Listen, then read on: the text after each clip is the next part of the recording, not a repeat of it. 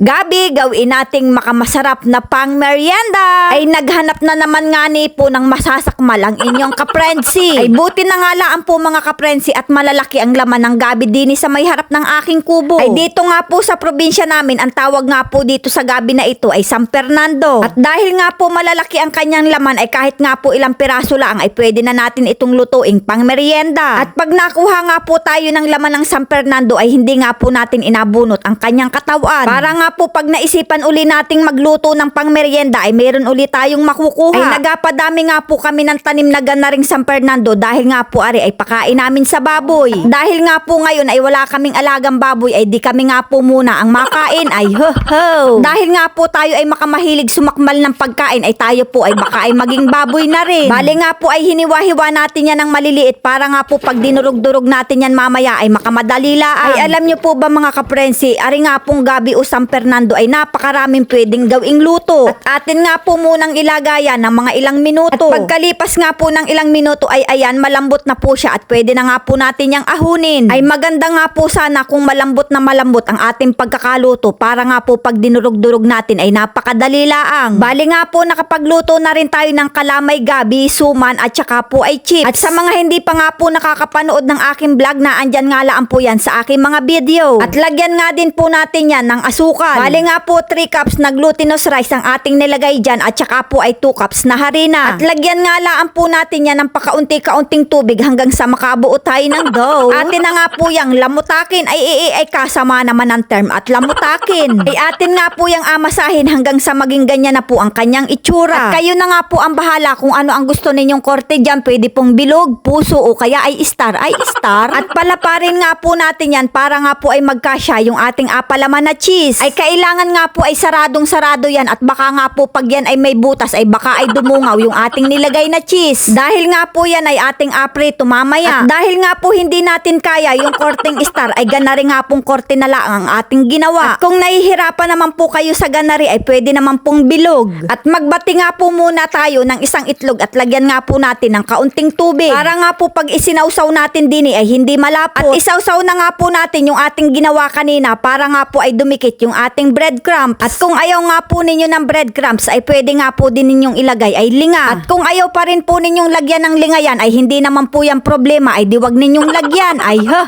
At pag nga po mainit na yung mantika ay ilagay na nga po natin yung ating ginawa. Ay makamadali na nga laan po aring maluto at yung gabi nga po nating nilagay dyan ay luto na. Ay dibaga nga nipot napakasimple la ang gumawa ng makamasarap na pang merienda. Na andyan nga laan po sa tabi-tabi ang ating maluluto ay mayroon na tayong masasakmal. At pagkalipas nga po ng ilang minuto dahil nga po napakadali lang niyang maluto ay atin na nga po yung ahunin dahil yan ay luto na. At panigurado nga po ay magugustuhan din ng inyong mga chikiting. Ay napakasarap po talaga nitong pang merienda at pag pinutol mo ay talaga naman pong nagamelt ang kanyang cheese. Kaya naman mga ka-frenzy, ano pang inaintay natin dyan? Sakmala na! At dahil nga po tayo ay kape is life, aba ay makamasarap na rin ay kaparis ay kape. Ay talaga naman pong mapapasabi kang makamasarap man din nga ni. Kaya naman mga ka-frenzy, kung naibigan nyo nga po aring video are, pa-like and share na lang po. Maraming salamat!